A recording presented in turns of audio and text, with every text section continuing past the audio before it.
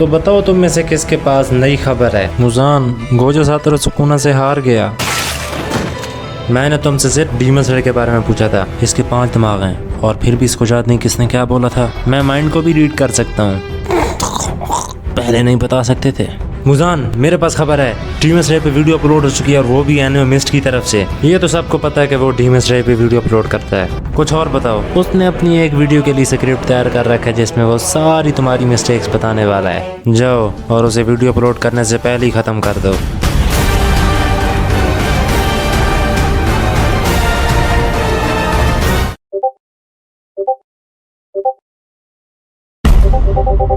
ठीक है, मान लिया कि तुम्हें सब पता है, तुम्हें डीमन स्लेयर के बारे में भी सब कुछ पता है, लेकिन क्या तुम मुझे ये बता सकते हो कि शिनोबु को एपिसोड 18 में जेंत्सु के पास कौन लाया था? जब सानामे ने नेज़ुको के बॉक्स में होल किए थे उसको रिपेयर किसने किया था? और लास्ट ये है कि मित्सुरी अपनी इतनी लंबी स्वॉर्ड को अपनी शीथ में कैसे डालती है? और इन तीनों सवालों का जवाब वो बिल्कुल नहीं है जो तुम सोच रहे हो। So if you want to know, let's start. तो देखो, अगर तुम ये सोच रहे हो कि शिनोबु एक हशीरा है तो इसलिए वो जेंत्सु को बचाने के लिए उसके पास बहुत जल्दी पहुंच गई थी, लेकिन असल में ऐसा नहीं है। जेंत्सु की स्पैरो ही थी जिसने शिनोबु को जेंत्सु तक पहुंचाया था और उसे शिनोबु को समझाने में काफी मुश्किल पेश आई थी।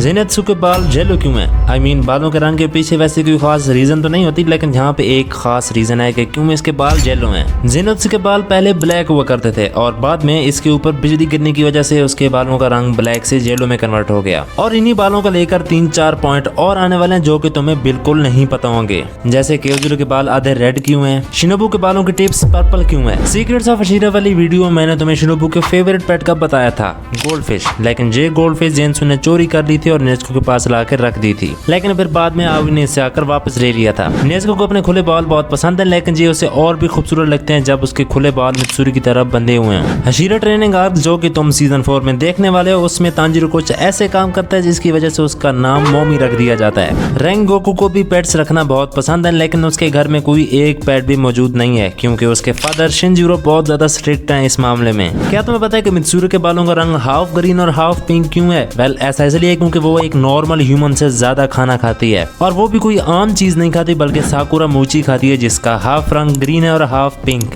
डीमन स्लेयर कॉर्प का लीडर कागुआ बुआशिकी इस कॉर्प के 97th लीडर हैं और ये चीज सुनकर हैरान तो तुम अब होगे कि कागुआ 4 साल की उम्र में लीडर बने थे। हमें पता है कि डीमन स्लेयर कितना पॉपुलर एनिमे है, not because of story line बल्कि एनिमेशन की वजह से। अब ये ना कहना कि मैं डीमन स्लेयर की बुराई कर रहा हूँ, मैं बता रहा हूँ कि इसकी एनिमेशन हर आने वाले सीजन में इतनी अच्छी होती है कि इनका बजट $80,000 होता है पर एपिसोड। तुम्हें पता है कि जेंत्सु को एक स्पैरो मिला था, ना कि कासोगाई करो। इस स्पैरो का नाम ओकोजी रखा गया, लेकिन जेंत्सु ने इसका नाम चुनतारो रख दिया। शायद इसका नाम मैंने सही लिया है, लेकिन तुम कभी भी इस स्पैरो को कोई आम चिड़िया ना समझना क्योंकि इसकी यूनिकनेस ये है कि सिर्फ यही एक चिड़िया जिसने कासोगाई करो टेस्ट को पास किया था। शिनोबु के बालों की टिप्स पर्पल क्यों है? आई मीन उसके सारे फैमिली मेंबर के सिर्फ ब्लैक ही हेयर हैं। क्या ये अपने बालों को डाई करती है? तो नहीं, शिनोबु अपने बालों को डाई नहीं करती, बल्कि दोमा की फाइट में ये चीज रिवील हो गई थी कि क्यों इसके बालों की टिप्स पर्पल हैं। शिनोबु को बहुत दफा विस्टेरिया लीफ लेना पड़ता था ताकि वो दोमा को हिरा सके और विस्टेरिया का कलर पर्पल ही है। तो ये रहा मेरा दूसरा सवाल जो कि मैंने तुमसे वीडियो के शुरू में पूछा था। नेज़ुको को नुकसान पहुंचाने के लिए जब साना में उसके बॉक्स में होल करता है तो उसको आउ ने रिपेयर किया था because she is very talented. There is one thing you probably missed in season 3 और वो ये है कि जब तांजीरो पूल में नहा रहा होता है तो उसके कंधे पे तुमने ये वाला निशान नोटिस नहीं किया होगा, और अगर तुम्हें याद हो तो ये वही निशान है जो ग्योतारो ने सीजन 2 में उसे दिया था।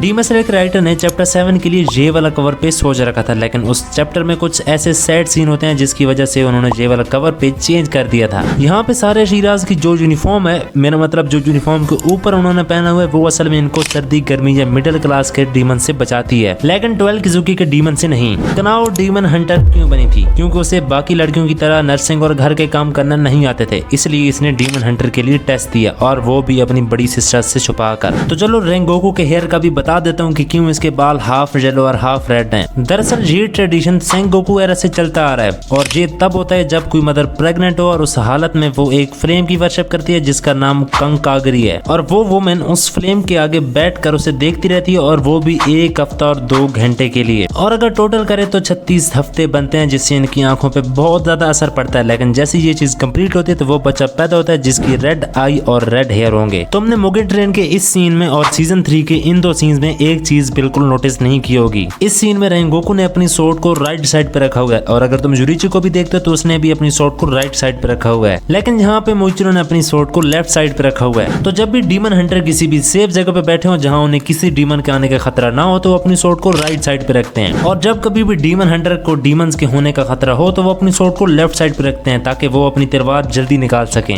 गियोमी ही था जिसने एक दफा शिनोबु और उसके सिस्टर्स को बचाया था और फिर डीमन स्लेयर हेडक्वार्टर में ले गया था, और रेंगोकू के डैड ने ओबनाई को उसके बचपन में बचाया था। गियोमी को शाकुहाची बजाना बहुत पसंद है जो कि बहुत पुरानी फ्लूट है। एक बार उसने इतनी ज्यादा फ्लूट बजाई कि उसकी दादी जान ने वो तोड़ दी। सीजन 3 में तुमने इस छोटे से बच्चे को देखा होगा जिसका नाम कोतेत्सु है, मास्क मैन, जिसका पूरा चेहरा कभी नहीं दिखाते, बस इसका आधा ही मास्क उतरता है। लेकिन अगर तुम्हें इसका रियल फेस दिख जाता है तो फिर भी तुम नहीं मानोगे कि इसने मास्क पहना हुआ है कि नहीं पहना हुआ है, क्योंकि इसका रियल फेस भी बिल्कुल मास्क की तरह है। नकीमी वो अपर मून थी जो कि अपने मास्टर के हाथों ही मारी गई थी। हाँ, मुजान ने उसे खुद मार दिया था क्योंकि उसकी वजह से मुजान खुद मरने वाला था। सुसुमारू और जोहाबा ये दोनों एक दूसरे को नहीं जानते थे। जब इनको मुजान की तरफ से तांजिरो को मारने का ऑर्डर मिला तो तब रास्ते में इनकी आपस में अंडरस्टैंडिंग बढ़ी। And here is my last question जो कि मैंने तुमसे वीडियो के शुरू में पूछा था, और वो ये था कि मित्सुरी अपनी इतनी बड़ी स्वॉर्ड को शीत में कैसे डालती है। मित्सुरी अपनी स्वॉर्ड को बहुत दफा फोल्ड करती रहती है जिससे उसका सरफेस एरिया कम हो जाता है और इस तरह वो अपनी शीत में डाल देती है। तो उम्मीद करता हूँ कि तुम्हें ये वीडियो अच्छी लगी होगी। अगर अच्छी लगी है तो प्लीज सब्सक्राइब और लाइक दोनों कर देना, क्योंकि मेरे सब्सक्राइबर थोड़े से कम है तो इसलिए जल्दी तरीके तक पहुंचा दो। Okay then, bye bye.